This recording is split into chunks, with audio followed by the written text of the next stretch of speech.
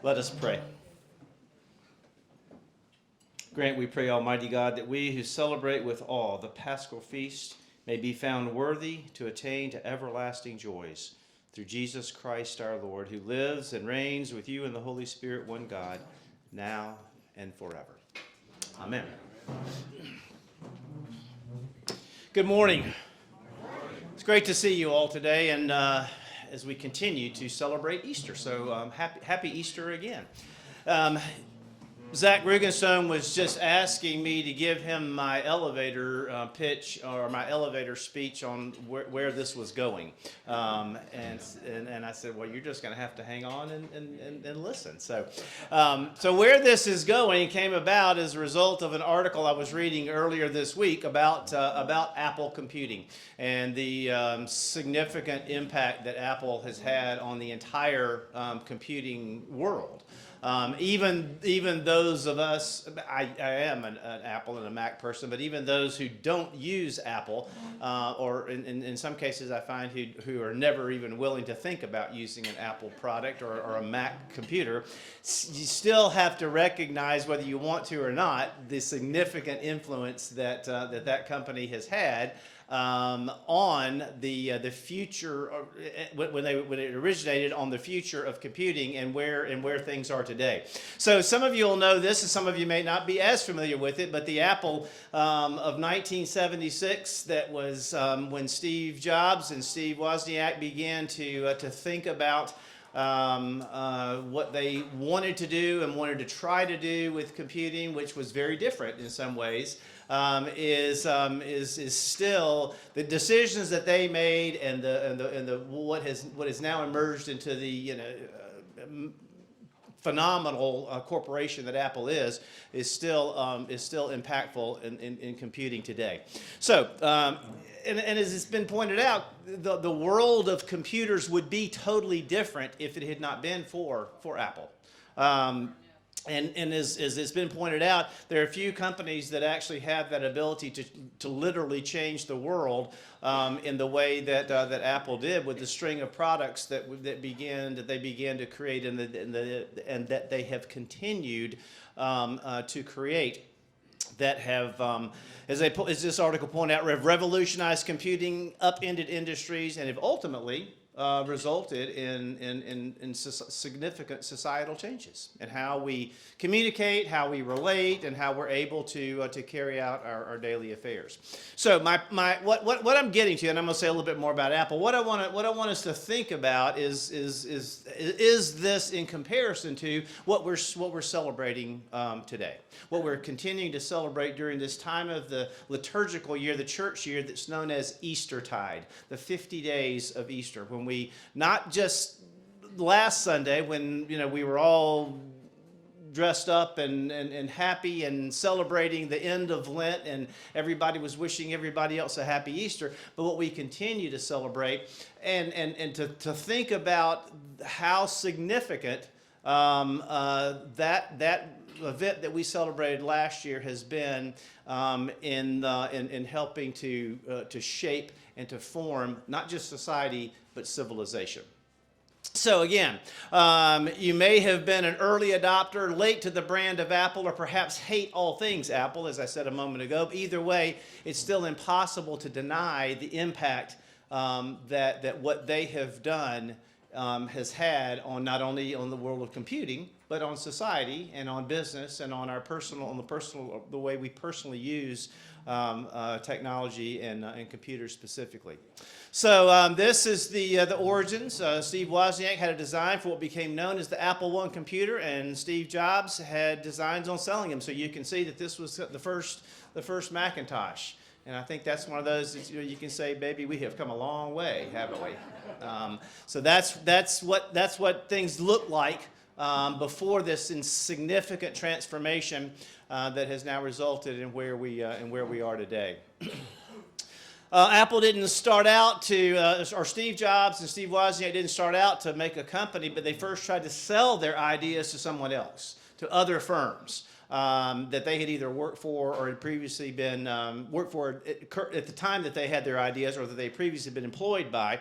And then they formed the company in 1976 and made 50 Apple I computers without having any money whatsoever. And then they sold them all in one day before having to pay their suppliers. So if you think about that in connection with what that has become and what it became pretty quickly, it's pretty phenomenal how something that seemed to be fairly insignificant at the time then mushroomed and blossomed into something that would be so transformative and life-changing.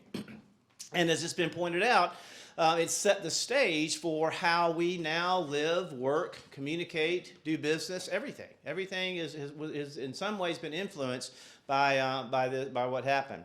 And then, the release of their very first computer marked the birth of something that then would become one of the most valuable and influential in the world. All right, so the Apple marketing philosophy was pretty simple. One-page document written in 1977 that concludes with a paragraph about conveying Apple to its customers. And it says, people do judge a book by its cover. We may have the best product, the highest quality, the most useful software, etc. If we present them in a slipshod manner, they will be perceived as slipshod. If we present them in a creative, professional manner, we will impute the desired qualities. One page. So pretty simple. Again, the idea being that if we convey what it is that we're doing in a way that's effective enough, then people will perceive it to be effective, and they'll want our product. They will want to use it and present it in a creative, professional manner. And as I think you can see, again, whether you like or dislike Apple, they're still very creative in how they market things and how they promote their products and how they package their products. And I think that's part of why it's been so very successful. So again, my point was to hold up something that in some way, whether we want to relate to Apple or not, that I think we can all relate to, because all of us in some way either use or have to use or have others use for us technology and computers. But if you go back to, again, what started as something that seemed to be very basic, very simple, and was just a way of two guys hoping to sell their product to somebody else, that they were then able to transform into their own product that has become transformational, and that is literally helped to impact and create and have such a profound effect on society and on how we live and work. Then I think it's one way of helping us to think about what we're celebrating, to think about the resurrection. So that's kind of my point. All right, Zach, you got it? You got it now? Okay, all right. Because sometimes I think it's helpful, we can get kind of bogged down in the church about just thinking about theology and about this and about that and about, oh, happy Easter, it's great, Jesus rose from the dead, et cetera, et cetera. I think sometimes it's more challenging to think about how impactful that has been on certainly all of Western civilization, and on what that means to those of us who are here today, those of us who were here last Sunday, those of us who are here every Sunday, which every Sunday, remember, is a mini celebration of Easter. Every time we celebrate the Holy Eucharist, every time we receive Holy Communion, we are celebrating the resurrection. We're remembering, the thing that we say, Christ has died, Christ is risen, Christ will come again. In some form or fashion, in all of our Eucharistic prayers, that's what we're saying. And every time we come together, we're doing what Jesus asked us to do through his what he said to his commandments to his disciples, that keep doing this, keep coming together. And when you do this, remember me. Remember me. When you eat this bread and drink this wine, you're doing it in remembrance of me. So I want us just to think a little bit more today about the resurrection, and I'm just going to throw a lot of things at you that are said by various people as a way of helping us to hopefully leave here and go, oh, okay, this is Eastertide. It didn't just end last Sunday. This is a little cartoon that I came across. This is Thomas, Doubting Thomas. I know he was really special, but dead men don't come back. He's standing behind me, isn't he?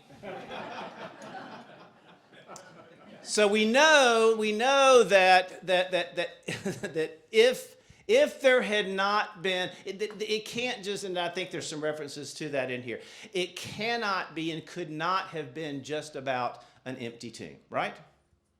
If it was all just about the women showing up and realizing that somehow the stone had been rolled away, had been pushed aside from the place where they knew. It's not that they thought or they were speculating, that they knew where the body of Jesus had been placed, where Joseph of Arimathea had placed the body, so that they could then go back and help prepare the body, being good Jews and doing what they should do, doing what we do, right? When someone dies, we want to make sure that the body is properly taken care of. Now we have Lupton's Chapel to help us with things like that, but there wasn't a Lupton's Chapel back then. What they were doing was what they should have been doing, what they needed to do, what they wanted to do. As those who had been there and in some way had experienced what had happened to Jesus. But if it had just been the stone rolled aside and an empty tomb, and even, this is just David talking, but even if there'd been an angelic being in there who said, well, he's not here, he's risen from the dead, but something like this didn't happen, then we might not be sitting here, right? Because what we know is that there were appearances. We know that in some way, some form, some fashion, those who had followed Jesus, who had had experiences of him and with him during his lifetime, in some way experienced him. And that's what then became transformative, and that's what then influenced those who would continue to talk about that and to share what they had experienced of him, not only his lifetime, but after his death and resurrection. So what we know is that there were other charismatic teachers, other charismatic prophets, whatever you want to call them, rabbis who were active around the same time as Jesus, who did things that were similar to Jesus. You know, we hear about Jesus sitting on a hillside, teaching and talking and preaching, and with people sitting around him. We hear about how Jesus touched people and was with people and had meals with people. Well, there were others who did that, but what set Jesus apart was that his followers believed something different. Now, you're going to see some things that I use from N.T. Wright, who some of you have heard me talk about, who's written a very lengthy book. It's a tome, quite frankly, on the resurrection of Jesus. But N.T. Wright is a bishop in the Church of England who is a scholar and who writes just book after book after book. And part of what Wright points out is that with regard to these other Jewish teachers who were active, is that when they died, what they were promoting, what they were teaching, what they said they believed, died with them. See? So when somebody says, "Oh, well, there were other prophets, there were other great people," well, okay, there were, but again, when they died, what they were promoting did not die with them. It did not continue on. So the resurrection of Jesus, alongside his crucifixion, which is it's an imperative to remember that, right? Because you don't get here without here, right? Without that, that's why every Good Friday, every time we talk about the death of Jesus, we talk about how when he died, but he was resurrected. So you can't talk about crucifixion without, his resurrection, without being reminded of not only the fact that he died, but of how he died. And that he was, and that again, there were other Jewish teachers. Maybe some of them were crucified too. But what we hold up and remember on Good Friday is how Jesus died the death of a common criminal, with two other criminals on either side of him, one on his right and one on his left, on a hillside outside of Jerusalem. So without thinking, the crucifixion and the resurrection is the hinge. Okay? Now, and again, some of you have heard me say this before. You can have, again, this is David talking. I believe that you can have questions about the nativity, the birth of Jesus. Okay? It's something that was only recorded in two of the Gospels, Mark and Luke. Matthew and Luke, sorry, and so it's not even in Matthew and John, and the two narratives, the two stories about how Jesus was born are different, right? I mean, there's some similarities, but there's differences. So what we know is that in Matthew, Mark, Luke, and John, this is in every one of them, and it's not, and there are some subtle differences, but they're not huge. What we also know is that Matthew, Mark, Luke, and John, those who wrote those Gospels, the point of the purpose of their writing their Gospels was all to get to this. That was the point. Now, we hear lots of other things along the way. Again, as I mentioned a moment ago, we hear about Jesus teaching and preaching and healing people, exorcising demons. We hear about Jesus having meals with and interacting with people that the Jewish leaders and religious leaders said, no good Jewish man should ever do that or be willing to be in the company of somebody who's unclean. All of that helps us to have a picture of or understand more about Jesus as the Son of God. But at the end of the day, what all of the four Gospels, all of the accounts of the life of Jesus are pointing to and trying to get us to is to Jerusalem, where Jesus died. So, crucifixion, resurrection are the hinge. If you can't believe that, if you don't believe in that, then maybe you better go find another place, because I'm not saying that resurrection is easy to believe, because it's not. As we go, if you go back to what we looked at a moment ago, you've got doubting Thomas. Remember, dead men don't come back, right? That people who are died don't come back. Oh, but what we know is that this happens. So what happens then is that becomes the thing, the main thing, the central historical event in the Christian faith. Without resurrection, there's no Christianity. He's just another effective Jewish teacher. So what we hear St. Paul talk about, if Christ has not been raised, then our preaching is in vain. Your faith is in vain. Now remember, Paul is someone who had a different experience. Paul was not someone who had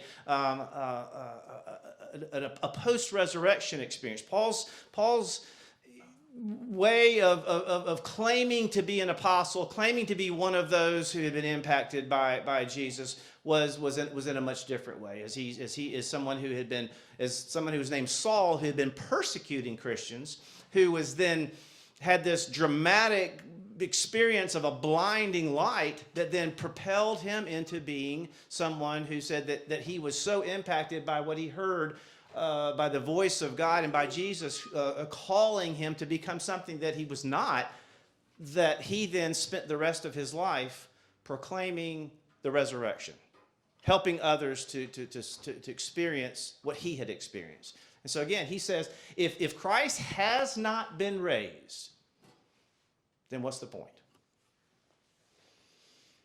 Again, in the same way, again, and I'm not trying to, please don't go away and say, okay, our priest said that Apple computers and the resurrection of Jesus are synonymous. I'm not saying that. But what I'm saying is that in the same way that you see how transformative something like that was, that's the resurrection. It changed the course of history. Stephen Cottrell is one of the archbishops. I think he's the Archbishop of York in the Church of England. And he talks about, said, for Christians, what happened on that first Easter day is an extraordinary truth. It changes literally the world. Nothing is ever the same again. Okay? So from that point on, the course of human history was altered in a very dramatic way. It had a profound impact on culture, politics, society, shaping the course of Western civilization and transforming the lives of billions of people around the world. We're going to see a slide in a few minutes that talks about that. How many people do you think now claim to be Christian? Billions? Mm-hmm. 3. Over 3 billion people. Okay? And that's today. Okay, that's right now. So we're talking about something that happened over 2,000 years ago. So in my moments where I wake up at 4 o'clock in the morning, which seems to happen more than I want it to, and I'm going, man, you know, is this for real? You know, is what I have given my life to for real? Then that's the kind of thing that I try to fall back on. It's not just me, you know, the Episcopal Church in the Diocese of Missouri, the Episcopal Church of the United States, the Anglican community. It's about billions of people who have believed. You know, and as I look around in this room, you know, we are collectively a fairly educated, intelligent group of people, right? So it's not just like we have, you know, drunk the Kool-Aid. You know, without giving this some thought and without being intentional about saying, that's who I am. That's what I believe. So again, the whole shaping and changing of politics, culture, society, etc., and also how we keep time, right? Our calendars. You know, it's all how we look at the death and resurrection in terms of human history. N.T. Wright, who I mentioned a moment ago, says we can't understand the historical rise of the early Christian movement unless we take as basic their belief that Jesus was bodily raised from the dead. Okay, leaving an empty tomb behind. And again, if it's just an empty tomb, then don't have much. The resurrection stands as a beacon of unparalleled joy, something that transcends all of time and all of space. Okay? Was so impactful that it goes beyond anything that anyone could have thought would ever happen. Tom Wright goes on to talk about we can't read about these stories of the resurrection. Matthew, again, every gospel writer, Matthew, Mark, Luke, John, we can't read these without realizing that this is the great turning point. And I love how he describes the people. When a bunch of frightened and muddled men and women stumble despite themselves on the truth that world history had turned its greatest corner. And I think that's something else to think about too, is to remember that you know, all along the way and throughout each of the gospel accounts, in some way, what we see and hear of the way in which the apostles, the 12 who were the closest to Jesus, the way that they often seem to perceive him, or as they were trying to figure out and understand who this was that they had been willing to give their lives to, this muddling seems to come across pretty clearly. You know, not only muddling, but sometimes just like, dang, you know what? You all were with him. Did you not get it? You know, you saw what he did. What's the deal? So then all of a sudden they get to this point where even though Jesus has told them that he's tried to help them understand that his life was going to come to an end, and that when it did, then he was going, as he said, I'm going on to prepare a place for you. And where I will be, you will be also. But they still just didn't really get it. So when he's put on trial, when he's arrested, then, you know, what happened to all the muddling men? Huh? Yeah, they ran away. They bailed out. All right. So then from that point, Jesus is pretty much by himself until he gets to the cross, and then the muddling women are the ones who kind of hang around. But then after his crucifixion, after his death, they're like what the rest of us experience often when someone dies. They're grief-stricken, right? Not only are they grief-stricken, but they're like kind of like, well, what the hell am I going to do now? I gave up everything. I gave up family. I gave up my job. I gave up all that to go and follow. And now what do? We've got nowhere to go. We got nowhere to go. Our leader's gone. Our friend is gone. This person they had been, had these, close intimate connection with, had meal after meal after meal with, is gone. And so then they just are kind of trying to figure out, well, what do we do next? A door had been opened, which they thought had probably a door that had been closed. All right, because they'd heard Jesus talk about his death, but again, dead men don't come back, right? So that was the mentality. Philip Yancey is a wonderful writer who talks about, before his resurrection, Jesus' few followers were denying him, as I just said, and hiding from the temple police. And even afterward, in that cartoon we saw, Thomas doubted until he saw proof. Just like most of us would demand. Okay, well, you say he's alive, but okay, yeah, right. Give me some proof, right? Show me some proof. But as they came to understand what had happened, then they were able to, again, that idea of what happened, transcending time and space. They were able to look at it with different eyes, able to look at it in a larger view. And let's be honest, we don't know exactly how these appearances took place, right? I mean, we read about them. We read about Jesus showing up in a room, in a place where the disciples had locked themselves behind closed doors because they were so afraid. We hear about the two men on the walking along a road, and Jesus is walking with them, and they don't recognize him until they actually then sit there and they're engaging in conversation with him, and they're saying, dude, you don't know what just happened, and he's like, whatever. So then they don't really know they don't recognize him until they sit down and have a meal, and then they realize, oh, this was Jesus. Were not our hearts burning, they said. Tom Wright talks about the church was born in that movement, not as an institution. I think this is really important because we tend to, what we have and what we look at is the institutional church, which is all we've ever known, right? Structure, beauty, buildings, orders, various orders of ministry. But what they were what they were dealing with was a gaggle of people coming to terms with something that was far bigger than they ever thought about. And remember too that this gaggle of people were not Christians. Right? They were not being referred to as, they didn't refer to themselves as Christians. There wasn't even Christianity at this point. They were just this gaggle of people who'd been following this person who then became known as followers of the way.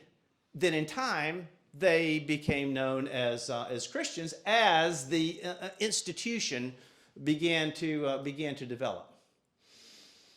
If you don't believe in the resurrection, you will be forced to believe that something hit the disciples that was every bit as amazing. I like that. Some again, whether or not you can, if you say, okay, I just can't buy into the whole bodily resurrection, empty tomb thing, whatever. But something happened, right? To these what is now billions of people that was equal in force in its electrifying intensity. So, again, that 4:00 in the morning, God, is this really it? Then becomes, okay, well, something happened, and something has continued to happen for over 2,000 years. For if you try to explain the changed lives of the early Christians, you will find yourself making leaps of faith as great as if you had believed in the resurrection to start with. Isn't that interesting?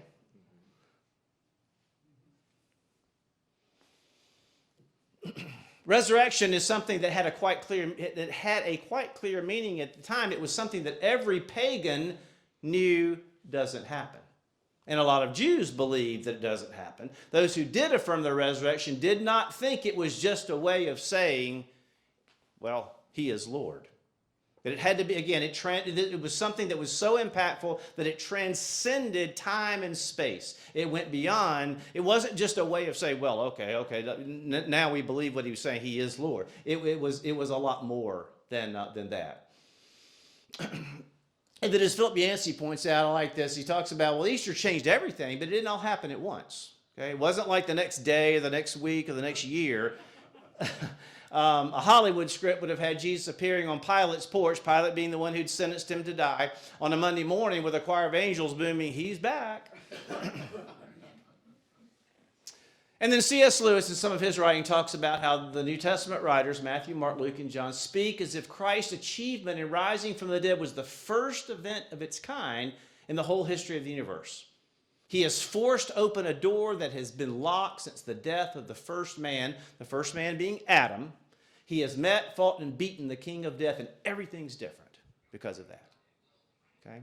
So we talk about how, we refer to Jesus as being the first fruits of those who have fallen asleep. Adam was the prototype of the first human being. And so that since the death of Adam, since the death of the first human, then there had been this struggle with death. How do we deal with death? How do we overcome death? And that Jesus is the one who helps us get beyond that.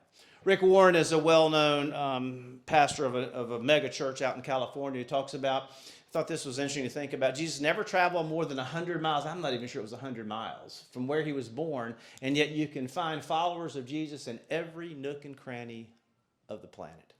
Think about that. Never, and remember too that when he did travel, it was mostly by walking. He was just walking from place to place to place. Never ventured he wouldn't have even gotten out of Ladue, but yet every nook and cranny of the planet, there's someone who says, I believe in Jesus Christ. And then here's the 3 billion people around the world, Europe, Asia, every continent. The chance of that spread without the jolting event we celebrate as Easter is vanishingly small. All right. Thoughts, comments, questions?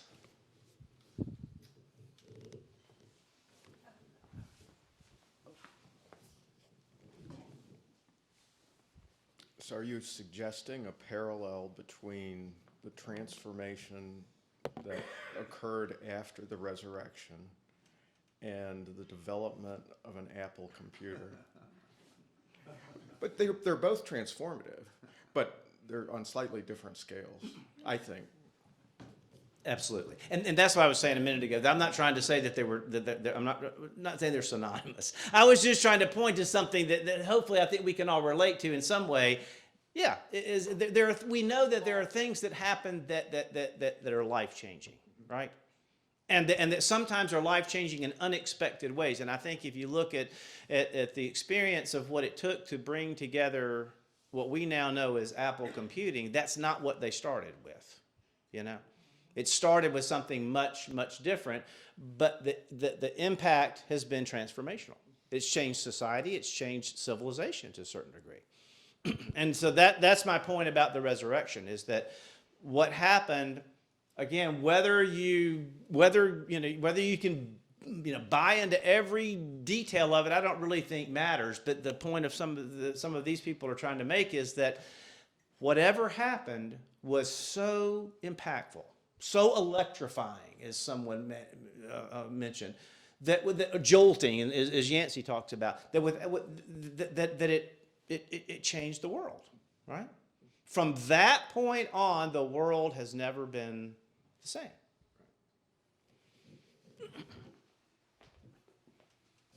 Would you say that Jesus' teachings are just as revolutionary, that he changed how the world thought about, or how Jews thought about God? That was pretty revolutionary, wasn't it? I don't know, but that's an interesting question, Charlie. I don't know that I can say that it changed necessarily the way that Jews thought about God, because Jews typically look at Jesus as being a great prophet, as having something to say about God, as a way of helping to inform them about God. But then when you take it much farther than that, it gets a little dicey, because they're still waiting for what we believe came in Jesus. All right, they're still waiting for the Messiah. So You say their God, their definition of God, their understanding of God is very different from a Christian understanding of God. Is that I would say that it's different primarily in the fact that they're still waiting for what we believe has already come. I think that we worship the same God, right? We worship the God of Abraham, the God of Moses that they worship and that Muslims worship. So I think our approach to God is a little different because of the fact that we believe in a triune God, and God that we relate to and that comes to us in the form of the Father, the Son, and the Holy Spirit, which obviously they don't relate to. But I think that the way that we look at God, the way that we see God as a loving God who has creates humanity, who is with us throughout life, who is the same God. Yeah.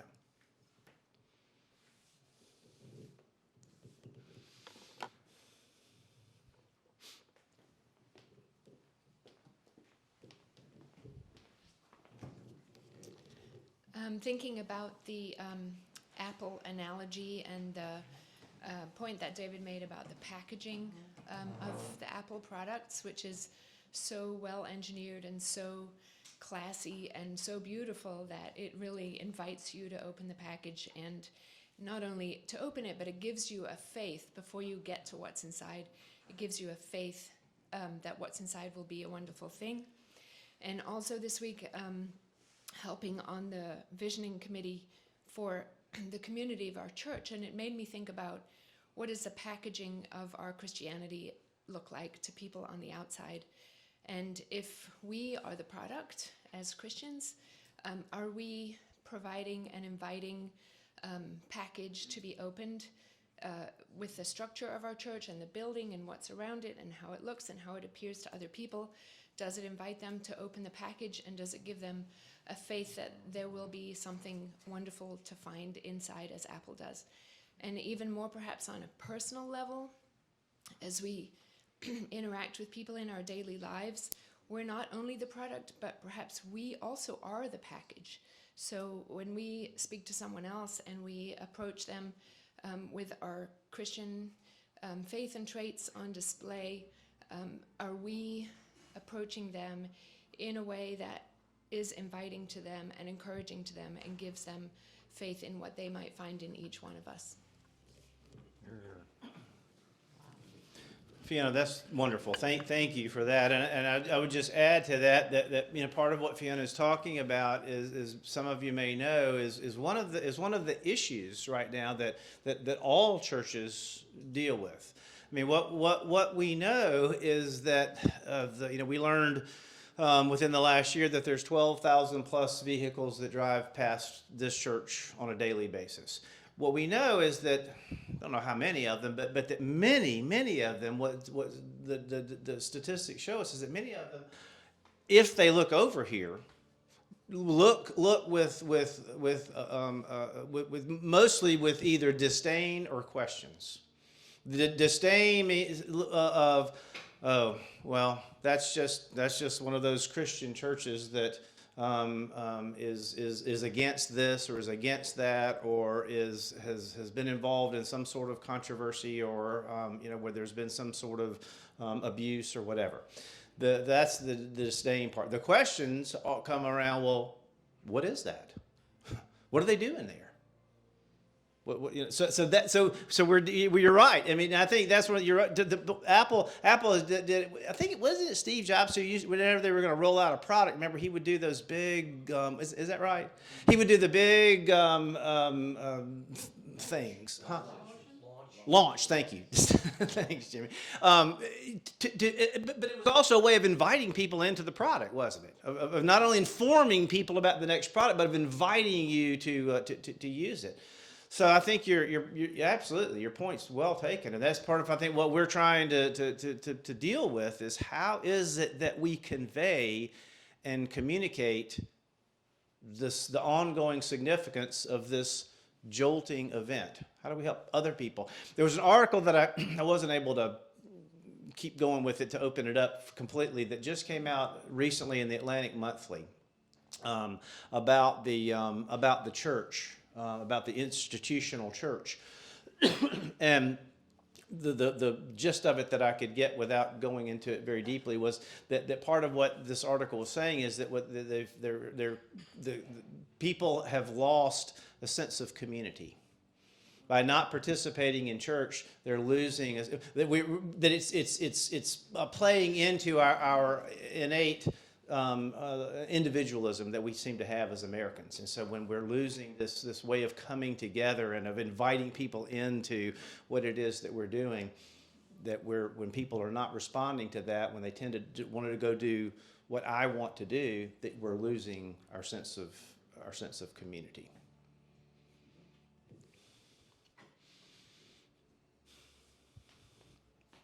I thought when I talked about resurrection that it wouldn't be so quiet. Anything else?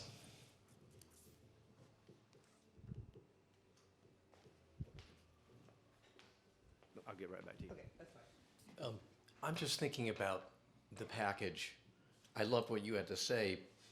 I thought we were on, I mean, that is most important to us in our future, but I'm thinking about the package being the Bible, and that you've even mentioned, I'm thinking of future, I'm thinking of my kids, and like, why aren't they, the user manual seems to be muddled, and or seems to be trying so hard to wow you in certain places that it leaves you saying that can't be true, and you end up being a doubting Thomas. So I don't know, I'm just thinking of that and just wishing the user manual were a little more clean.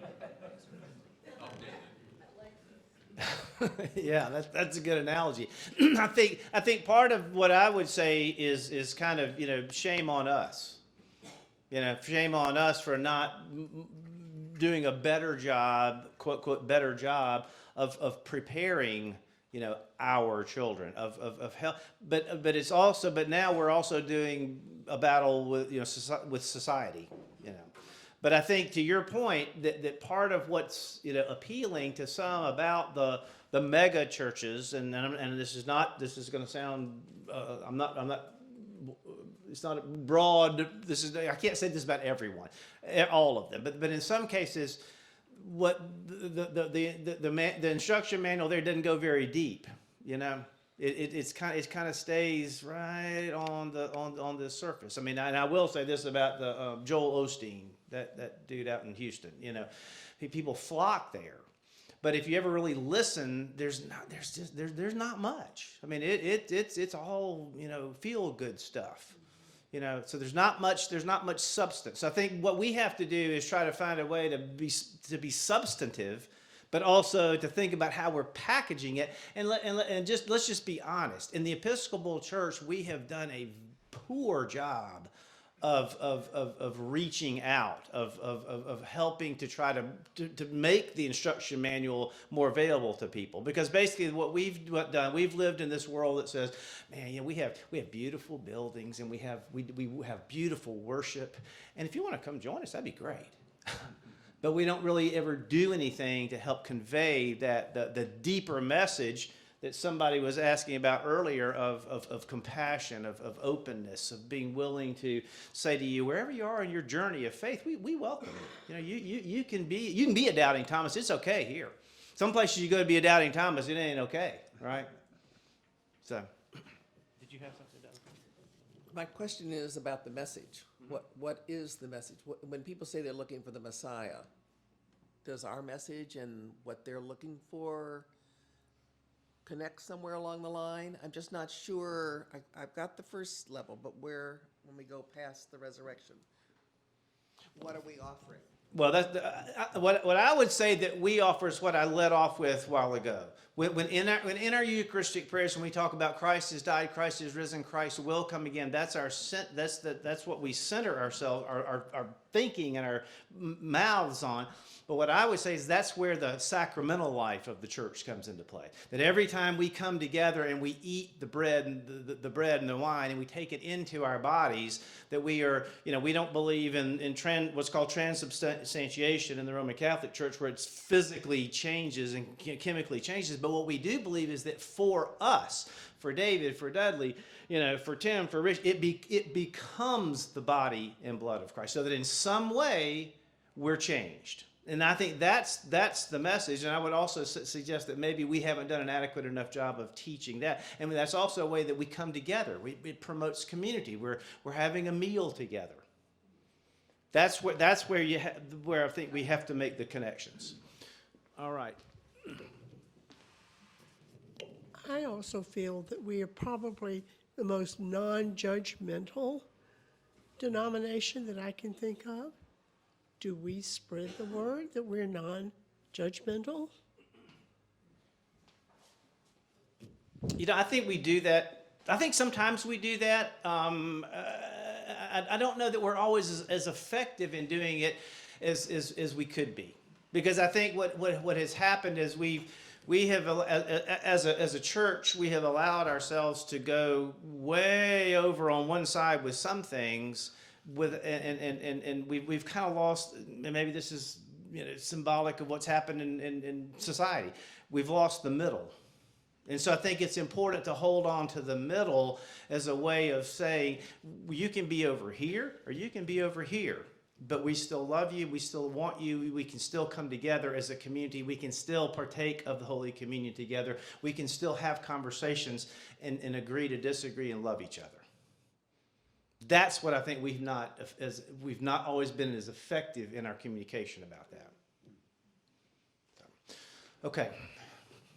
See, I got you all riled up, and I'm gonna be late for church. This line just came to me: "Come as you are," and not clothes-wise, but where you are in life. You don't have to have it all figured out. Well, that's right. There is a and I want to pull from this. I'll find it somewhere. A friend of mine who's clergy in the United Church of Christ, which tends to be also very open and accepting of different ways of being and doing and thinking. He sent something out around Easter about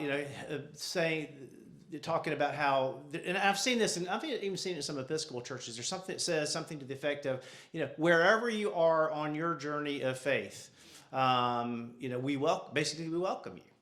Come as you are, which again is not limited necessarily to your physical appearance, but just come as you are, as a person of faith. Whether you're broken, that doesn't matter. So I think again, part of what Fiona is referring to is that's what we're trying to think through right now. All of the language of our strategic visioning proposals center around outside of ourselves. Not to say that we're not going to always take care of us. We will do pastoral care. We will show up. I'll show up, and Jay will show up in the hospital. We'll show up when people die. We're going to do all those things. I shared with a group, one of the implementation teams, a video that came from a communications person in one of the mega churches. And it was just a little clip in which he said that everything they do in terms of communicating who they are as a church is geared to and designed toward those who are not there yet. Those who are not there yet. And I thought, wow, isn't that interesting? So that's kind of what I hope that we can begin to think about is because that then extends that invitation to come as you are. You don't have to be dressed in any particular way. You don't have to look any particular way. You don't even have to act. Well, there are limits on how you act, but you don't have to act any particular way. So, all right, thank you all for this. Good to be with you. God bless.